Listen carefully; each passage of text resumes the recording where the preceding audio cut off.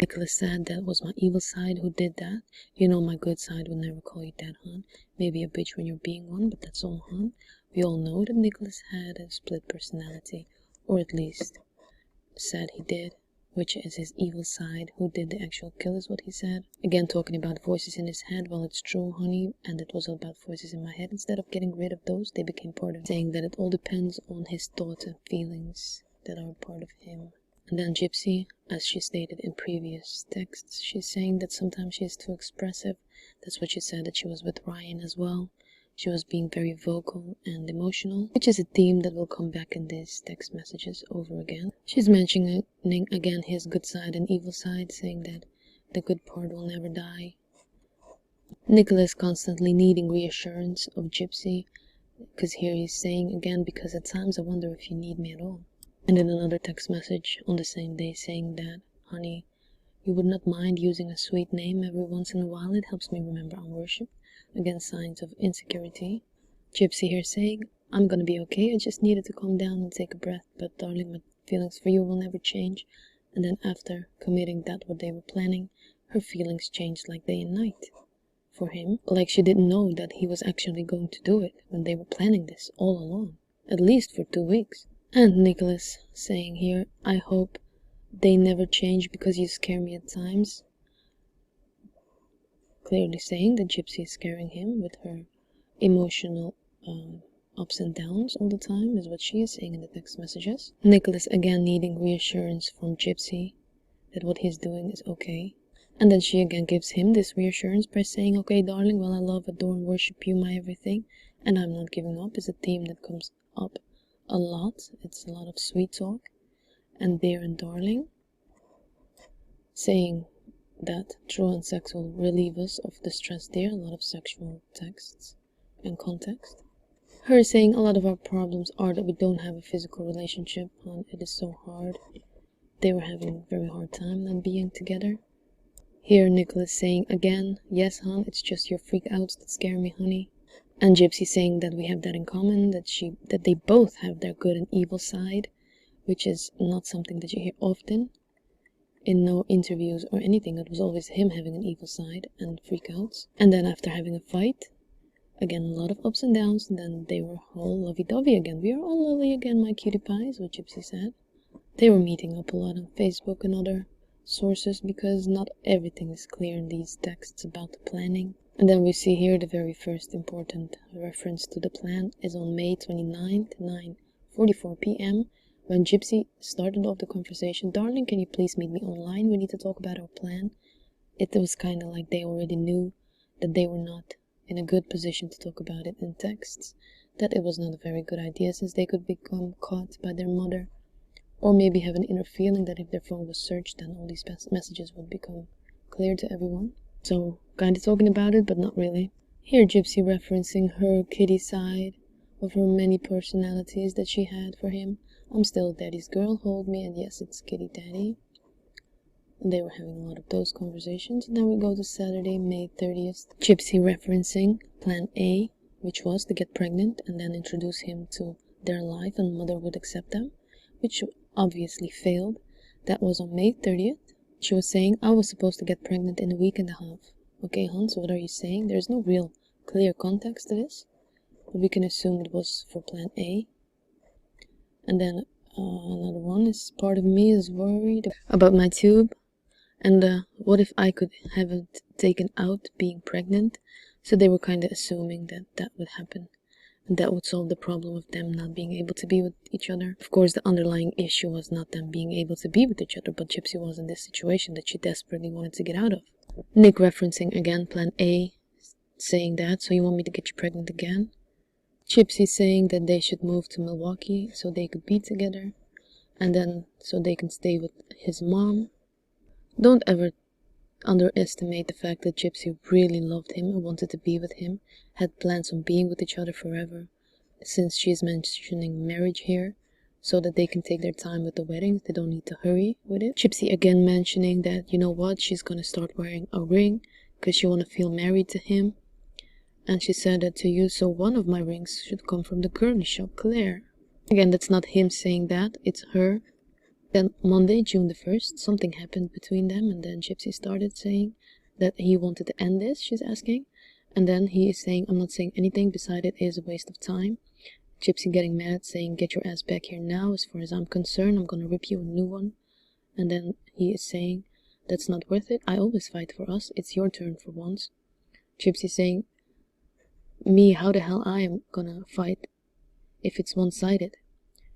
What will I wear to impress your folks? So that was about 1/2 hour later. They continued their conversation elsewhere or deleted messages.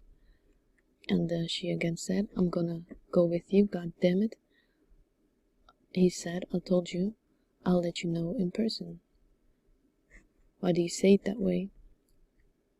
And then she said she had another switch of personalities, saying, oh, it's me again. I'm sorry, my love. And then he said, there, you gave me another scare. That's another one right there for you. With her evil side as well, not only him.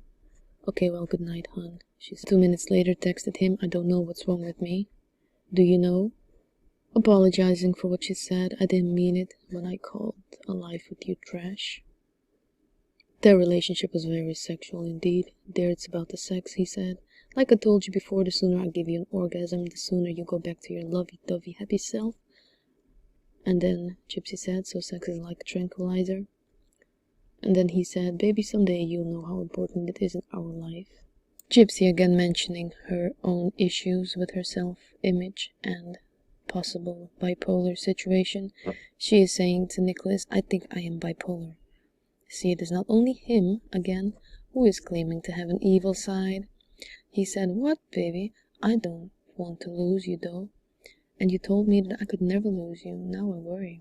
Gypsy asking, is there a medication for bipolar, hon? He said, baby, if I did let you take medication for it, are you thinking it would help? And then 1 minute later, she's claiming to have a massive migraine. I'm not sure. It could be the distance, she said. And then she said, because I would have jogged to Wisconsin that night I met you. And then him, having his concerns about her bipolar situation, asking, so are you saying it will get better when we are in person? She said, yes, darling, that's exactly what I'm saying. She said, I still have mood swings, just not severe ones like tonight. And she continued to have mood swings even with Ryan, which is well documented in her book, which I made a video about, which you can watch if you like. It's the previous one. In the text messages, it is very clear that she is threatening to withdraw her love if he doesn't do what she says. So you see, in her book she said it was the other way around, when it is clearly her as well. Since you can see that Nicholas was constantly worrying about her going away, he said, baby, please say it, because I'm worried still, and it would be nice to be comforted right now. And then Gypsy said, sweetie, please don't be worried, I'm not going anywhere. Well, I'm going with you, but I mean, I'm by your side, hon. You see, that's the reason why he's saying that. And it's an upcoming theme throughout the messages. You can just go ahead and read them, or just watch my video. Clearly having ups and downs, that's what she's saying right here, and they will balance out when we are in person. Again, Nicholas saying, honey, I'm warning you though, you ever give me a scare like that in person, I will tie you up until I'm sure you aren't going anywhere. You see, she said in her books again, said he was threatening to withdraw love, but it is clearly her that is threatening him to withdraw love if he is not acting the way she wants it to. Right, it is very clear to me. Again, they continued their conversation elsewhere, because this is a very telling one, saying again, Gypsy, not Nicholas, but Gypsy, I am 100,000% in, hon. In on what? On the plan, of course. She's saying, I am really, truly ready. But then, of course, saying that she allowed herself to accept that he is her everything. The plan is, of course, to murder Dee Dee, because now she's saying, but darling, in 9 days I am yours forever, which means they will be moving in together, and her mother will not be a problem anymore. She's saying that she got a new computer, the other one was smashed. Nicholas said, and what about all the memories on the computer? And then Gypsy, having another episode, saying, I saved them, but fuck you. You don't get it, do you? She said. Never mind, she said. And then he is completely oblivious to her outbursts of anger, saying, what the heck, dear? Gypsy said, I tried being there for you and all you do is make me cry. She gave him everything is what she's claiming. She's having a complete fit about something she's not very clear about to him. And then he is saying he's kinda have enough of her, said, well, sorry, I'll leave you alone. And all you do is push me away. And this was the kind of situation they had a lot, constantly back and forth. Love you, hate you type of relationship. And then her pleading, please come online, we need to talk. Because they are going to move in with each other. Of course, it was not only Gypsy was having a fit, it was also Nicholas. And he is now telling her, free, yes, free to die, by my love, threatening also to withdraw love. So it was not a complete lie that Gypsy was saying. What do you mean? She said. And then he's not answering her for at least 2 minutes. And then he said, sweetie, Bella, if she doesn't come back, I don't want anyone else and I'll end it. My darling daughter, just know that Daddy always worshipped you. And what? She said. Of course, he is threatening to withdraw the love. I'm gone, buy my everything, I'll miss you all, and time to end it all. Threatening with that thing. She's then pleading for him to stay with her. And then, of course, doing a lot of love bombing afterwards. But before they do the love bombing again, he says, I'm about to put the blade on my wrist and let it bleed if you don't come back. Meaning, the good side of her, Bella, right? The sweet girl. Which is her other personality. I'm here, I'm back, she said. He is then threatening that if she does it again, that he will take the blade out and do what he's not supposed to himself. Kinda looks like the cycle of abuse. If you're in an abusive relationship or have been, you can really recognize this situation where it starts with the honeymoon and everything is all lovey-dovey and fine. Then you see tension starts to build up because of expectations that the other one is not meeting. Then there is an incident, and then all hell breaks loose, and then there's the reconciliation when everything is being forgiven and forget. And then we go back to the honeymoon, and if nobody breaks the cycle, then this will continue on until one is done with it. Which of course you can see that on the same day, a few hours later, huge kiss for the one I missed. And there's back with the lovey-dovey and dear. And then you see Gypsy threatening him with, again, another withdrawing of her love by having sex with another man while they are in a relationship together. By saying, honey, I was wondering, say I wanted to have sex with a guy before leaving town, could I? Well, that's a very silly question. What do you think the answer would be, Gypsy? Well, she was just curious, she said, and then she said, so, okay, I know you are territorial, but I'm being tempted sexually. Well, if you're a man and the girl is sending you these types of messages, please just block, delete, forget, and ghost this person, because it is not a good sign of a healthy relationship. And for the girls, please do the same. A sign of clear abuse from Gypsy Blanchard towards Gypsy, saying that, I'm sorry, darling, I didn't say goodnight because I was made to sleep on the front porch with the bugs. That's the reason why she got the fear of bugs, as she said earlier. I think I didn't include it in this video, but it sure is in there. She needed to pee in the bushes, since her mother did not let her in, and it's been rough. Another part of the plan is coming up in these text messages, as she said, I can't believe you was able to go, your mom is okay with it. He said, dear, it don't matter if she's okay with it, I'm my own man. And then she says, I know, sweetie, if she knows you are escorting me back. And then, of course, referring to the fact that after the deed that they were going to do to Gypsy Blanchard, they were going back to his house to be together in their home, and if her mother knows. Him, of course, reassuring that it doesn't matter, he's his own man, and she just have to deal with it. A reference from Gypsy how her mother really spoiled her and had a buying addiction, right, by spoiling her with a closet full of name brand clothes. And then he said, well, I already know you are spoiled, hon, Nicholas said. The reference of Gypsy that he finally came to Missouri and how it is a very good thing, and it is the last night that they sleep alone, so it is the day before the deed. And then we have Gypsy saying, sweetness, I'm gonna take my meds. Okay, so is it in fact Dee that is pushing her to take the meds through her feeding tube, is what she said in her book, or is it Gypsy that is willingly taking the meds herself? Which of course is understandable, since she is being indoctrinated by her mother for a very long time, since the time that she can remember. which is of course very possible that she has now been trained to do it herself. Excuse me, they were right now talking about that. He is going to June 9th, 5:36 a.m. He has finally arrived to Springfield to go ahead and execute the final plan. Right. Her very first mention of incriminating behavior from Gypsy is, "Han, does he require just the gloves and the knife?" And then they go on in a bit of role playing about him and being his evil side, and her being in the role of Ruby, I guess, who really loves to have all these types of thoughts of violence and gore. He says, "Han, that side of me expects duct tape too," to muffle her. And then Gypsy's evil side said, "Okay, I'll pre-cut it." Well, and they go on talking about how they are going to do this. She said, we only have black bondage tape and Minnie Mouse duct tape, right? Like it is nothing that you are going to do that to your mother. No matter how bad the situation is, there is always some other way of escape rather than schmurder. In preparation to the schmurder, they were talking about if she's a light sleeper or deep sleeper and how she likes to lay when she's asleep on her tummy or on her back. Well, of course they answered a simple question. "She's obviously in her evil side role, saying that shit's gonna go down tonight," Ruby said. And then he said, "What does she mean by that, dear? Please let me know as soon as you can." She said, "It means it all happens tonight."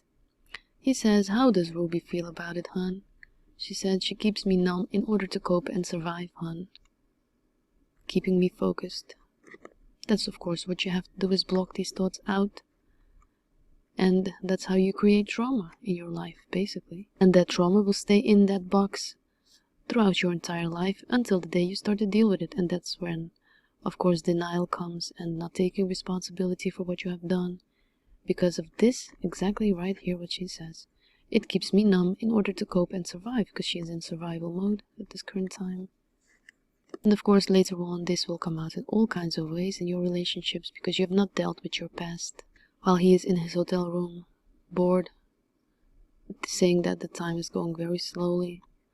And then, of course, she is at home with her mother, who is perfectly alive at this time. She is preparing for what needs to be done in their eyes. And please remind you, these are adults. They are not children. We can see again Nicholas having his doubts, insecurities come up because she does not reply to him when he says her something, and then he says, "I say this because you're obviously busy." He doesn't get some emotional cue saying, "Why the laughter? I don't get it." That's what you see come up also often. That could be, of course, also due to his condition, which is autism. We can see here individuals with autism are known to experience difficulties with the communication and understanding of emotion, such as the non-verbal expression of emotion and the interpretation of emotions of others from facial expressions and body language. He says that, "Obviously you're not as lonely without me as I am without you, because you are not truly communicating with me and you have no clue how painful it is to me. Or you wouldn't be laughing at me." You see, he is misinterpreting the laughter. Gypsy replying with something that may or may not be true by saying, "Darling, I'm getting naked in the tub and I was only excited." Saying that she's not laughing at him and she's just being happy at this point. Another mention of what is about to happen, saying, "I left the gloves outside the front door and the screen door is squeaky, so try to open it. Just enough to get in and close it gently."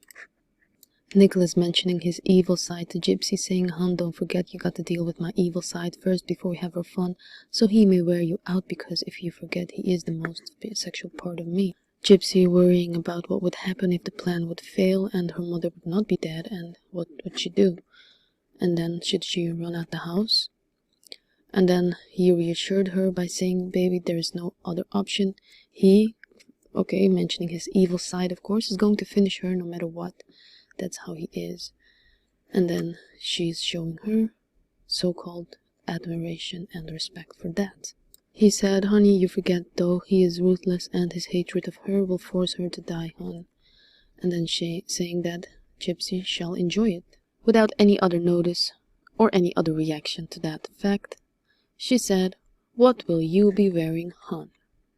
no real emotion, but of course that's what you need to do. You need to block your emotions to be able to deal with the situation. If you let your emotion come out, there is no way that you can let this continue.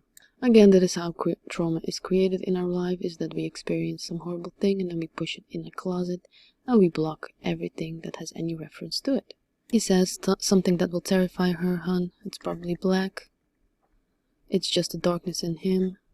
And then she says afterwards they will comfort each other. Then, June the 10th. It's getting close to the time. She took her sleep aid pill. Gypsy mentioning that she could not walk for long. And